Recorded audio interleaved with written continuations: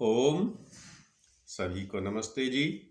मैं आर्य कृष्ण शास्त्री आप सभी का हार्दिक स्वागत करता हूं। आज हम पुनः एक नए प्रश्न को लेकर आप सबके समक्ष उपस्थित हैं। प्रश्न है, क्या अभिमन्यु ने गर्भ में धनुर्विद्या सीखी थी? क्या गर्भ में बालक इस प्रकार की विद्या ग्रहण कर सकता है? समाज में तो प्रचलित है।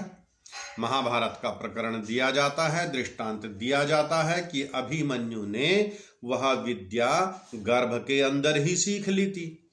आधी विद्या सीखी और फिर उसकी माता को निद्रा आ गई, इसलिए वह आगे की विद्या नहीं सीख पाया। अब इस प्रश्न पर हम विचार करेंगे। वास्तव में सीखना जितना भी है वह सब सीखा जाता है जन्म लेने के बाद ही, गर्भ से बाहर आने के बाद ही। गर्भ के अंदर कोई विद्या इस प्रकार नहीं सीखी जा सकती है। हाँ, माता के खाने का, पीने का, आचार का, विचार का, व्यवहार का, वह सब संस्कार निश्चित रूप से गर्भस्थ शिशु पर पड़ता है। लेकिन अब इस प्रकार की कोई विद्या सीख ले, यह संभव नहीं है। वास्तव में अभिमन्यु एक कुशाग्र बुद्धि का युवक था। उसने यह सारी विद्या, चक्रव्यूह के भेदन की विद्या अपने पिता अर्जुन और अपने मामा श्री कृष्ण के माध्यम से ही सीखी थी। हाँ, उसकी शिक्षा चल रही थी, बीच में ही महाभारत का युद्ध आ गया, आगे की उसकी विद्या वो रुक गई, इसलिए वह विद्या पूरी नहीं कर पाया। अब इसको लेकर के महाभारत ग्रंथ में ऐसा कहीं कोई प्रमाण नहीं है कि अभिमन्यु ने ये विद्या गर्भ में ही सीखी थी।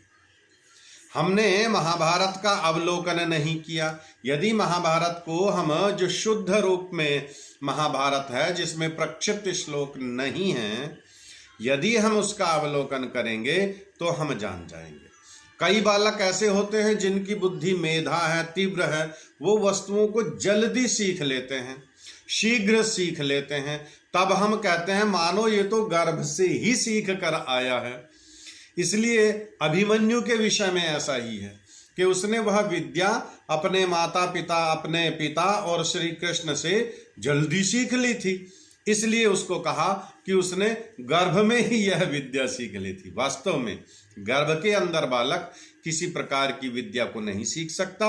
उसके लिए जन्म लेकर बाहर आना रहेगा और जब तक वह उस विद्या के योग्य ना हो जाए तब तक नहीं पढ़ सकता।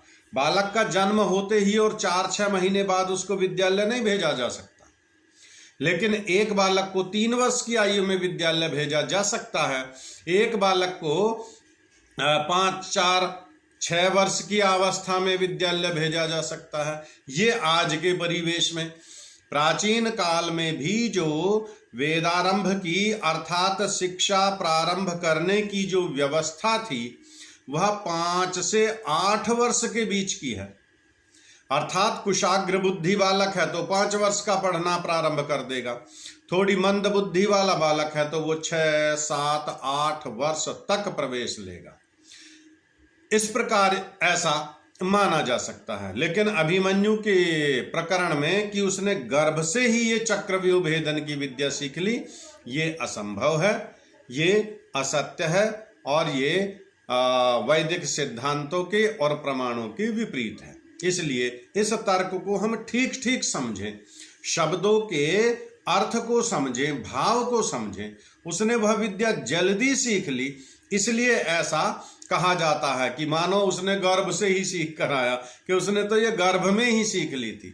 ये तो पैदा होते ही चलने लगा था, तो पैदा होते ही कोई नहीं चलता। हाँ, कोई बालक जल्दी चलने लगता है, कोई बालक देरी से चलने लगता है, कोई बालक जल्दी बोलने लगता है, कोई बालक थोड़ा देरी से बोलता है, इसलिए ऐसा कहा जाता है। तो उस शब्द के भाव को समझें और अर्थ को समझें, ठीक ठीक जानें और ठीक ठीक समझाने का प्रयास करें, ताकि समाज में इस प्रकार की कोई मिथ्या अवधारणा उत्पन्न ना हो। आप सभी का बहुत बहुत धन्यवाद। सभी को नमस्ते जी।